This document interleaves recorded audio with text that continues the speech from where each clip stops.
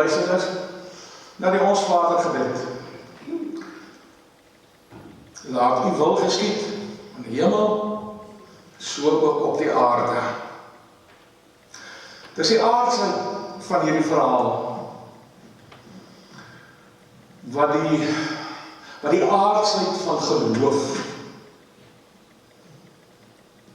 onderstreep. Leonie het ek vroeg al agtergekom by die strenge Suster Agnes.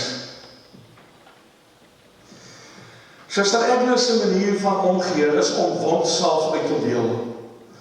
'n Fleming naaldjieband, kruietee, 'n skepie suiker en breekmelies. Sy ken hierdie doen dinge op die punte van haar vingers. Daar waar wonde of hongerte is, daar vertoef sy.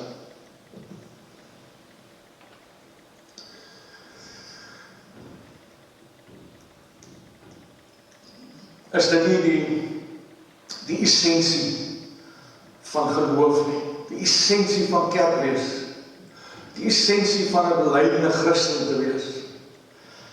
Maak nie saak of jy van watter geloofsgroepering ook al is nie. Daar waar wonde of hongerte is, daar vertoef sy.